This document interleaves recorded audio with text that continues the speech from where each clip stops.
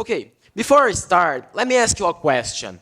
What's inclusion for you? Okay. Now you must be thinking, oh, another TED talking about the importance of inclusion in society and blah, blah, blah. But hold on for a second.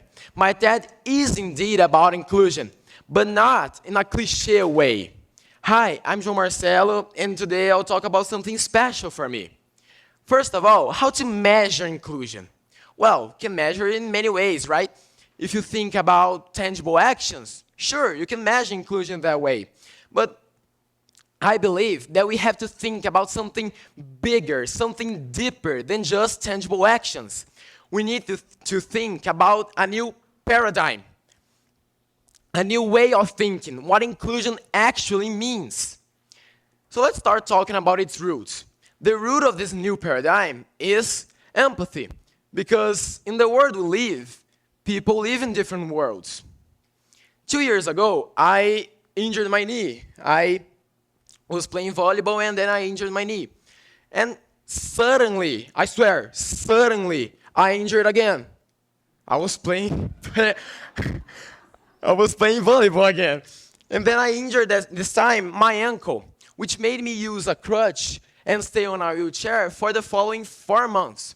And throughout those months, I was a disabled person. I lived in their world. I saw by their perspective that for me was temporary, but for too many other people, it's the only world they know. That changed who I was, how I lived, and especially that completely took away my freedom and my sense of autonomy. Because if you think about it, all of us human beings, we all seek freedom. We all want autonomy to be who we are and to do what I want to do. And that made me think about the very different ways in which people lose their freedom and their autonomy. In the PE classes, I used to love playing handball. But while I was in a wheelchair, I could only watch other people play. I felt powerless. I just wanted to jump, to run, or to just bend my knee, to do what everyone could do. So after I finished my treatment, I felt so free that I even started training for a triathlon. I started running, cycling, and swimming, exactly what I couldn't do while I was in a wheelchair. Besides that, I felt more autonomous because, just for an example, I have to cross this street every single day to have lunch. This street is located in front of the school. And just to cross it, this traffic light didn't give me enough time to cross it by my own while I was using a crutch. So I had to be careful every single day just to have lunch. This made me wonder if the world we live in is really inclusive. I would say it isn't. But the lack of inclusion isn't simple to realize. You don't miss a ramp at the shop you are used to go to, and you don't have to worry if you're going to have enough time to cross the road. Okay, but now you might be thinking, I understand your point, but what about Paralympics Games? Okay, that's a good argument. Remember when I told you about tangible actions? That's a tangible action. However, the Paralympics Games in the last event only feature about 4,400 athletes. In other words, it doesn't meet the needs of everybody. And even if it does, it only happens once in 4 years. So it doesn't exclude the difficulties in daily routine. Don't take me wrong.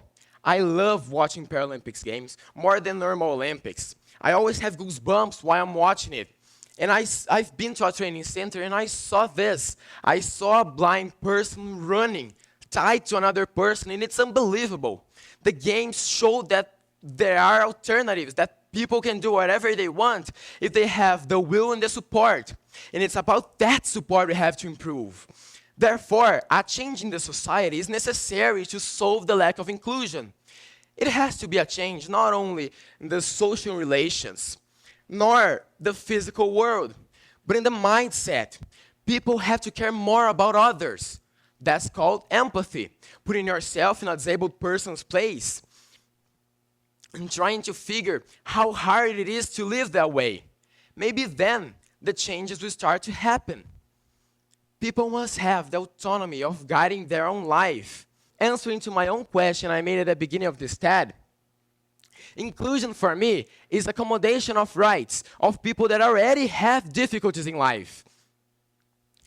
What I'm saying is that people's rights must adapt proportionally to the rights life didn't give to them. And that's what I'm talking about. We take for granted our freedom and autonomy to do whatever we want, but that doesn't happen to everybody. They should have the same right to do whatever they want as everybody has, to go wherever they want as everybody has. Now, adapting their rights by their difficulties helps them to become more autonomous, because we all seek freedom through who we are despite our limits and limitations. So when I mean a new paradigm of inclusion, what I really mean is that we have to think about inclusion going beyond than just physical. I'm talking about thinking more than just physical disabilities. I mean having true empathy that all sorts of people with all sorts of challenges and obstacles, they all need, they all work, they all desire, they all wish to be who they are and to live to its fullest with all freedom and autonomy. I care about all of this because once I lived in their world. Now I'm humble enough that we only have an illusion of the stability.